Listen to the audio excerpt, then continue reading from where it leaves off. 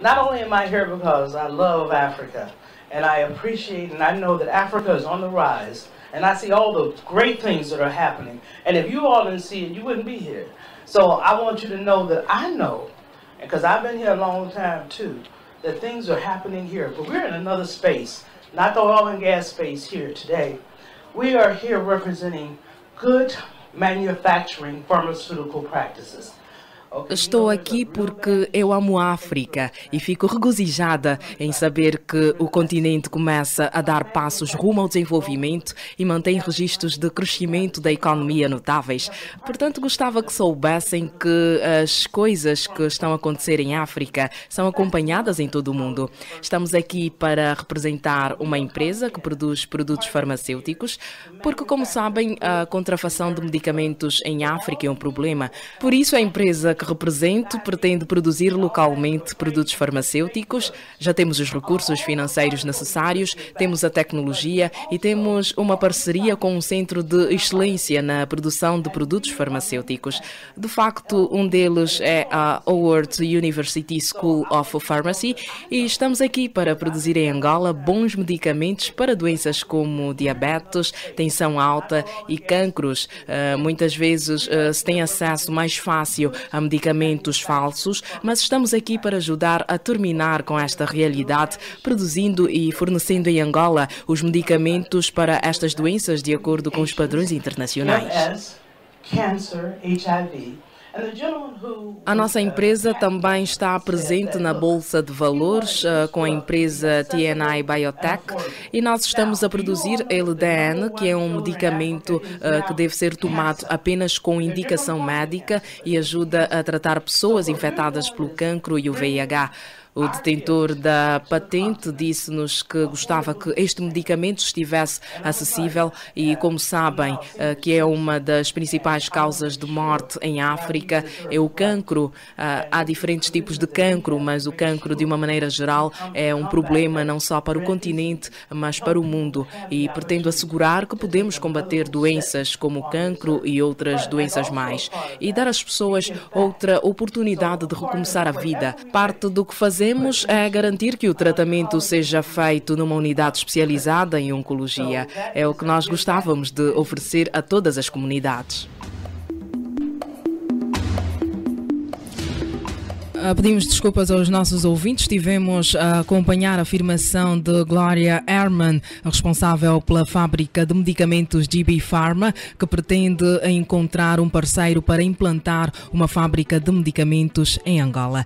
Agora sim, vamos ouvir o registro da responsável da fábrica de medicamentos GB Pharma, Gloria Herman, a elogiar a liderança da USAC pelo excelente trabalho que está a desempenhar. I'd like to first of all comment on how incredible this U.S. Angola Chamber of Commerce is. I have worked with many chambers of commerce. In fact, I used to be the head in 1976 of the Nigerian American Chamber of Commerce, and I have never seen Gostaria, antes de mais, comentar o quão incrível é esta Câmara de Comércio Estados Unidos da América, Angola.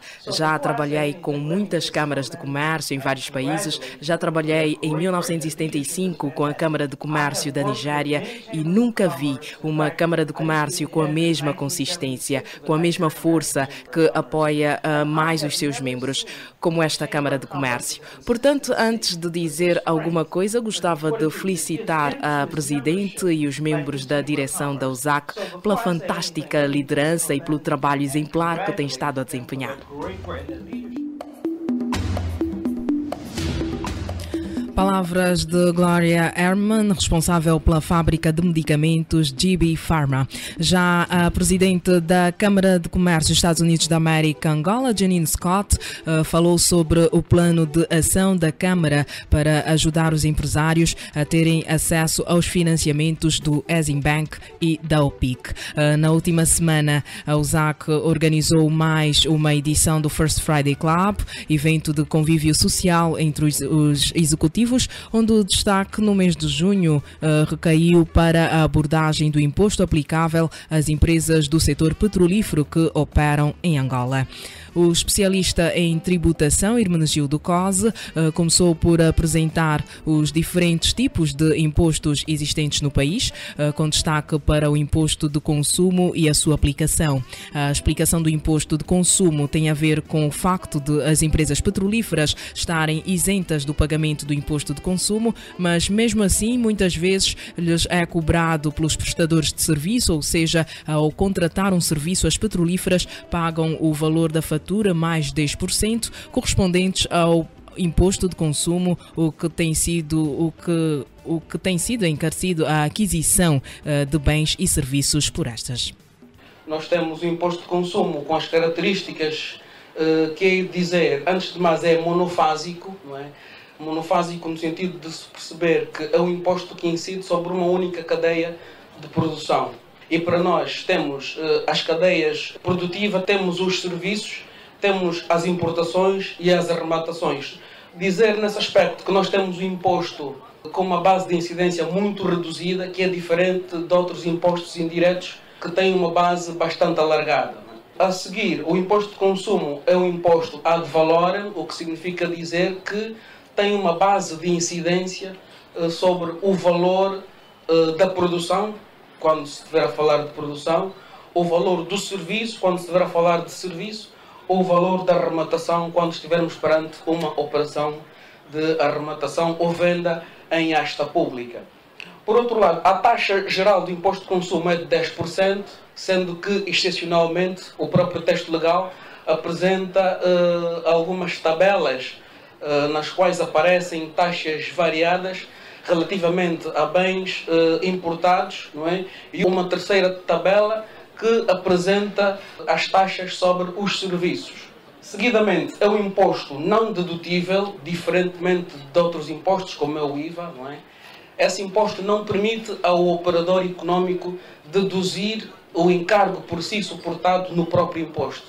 É um imposto dedutivo e não cumulativo. Sublinhamos que este é um dos aspectos críticos desse imposto e que, no plano das futuras atividades legislativas, eventualmente poderá ser analisada essa questão de formas a ultrapassarmos a impossibilidade que os comerciantes hoje têm de deduzir o encargo fiscal no próprio imposto.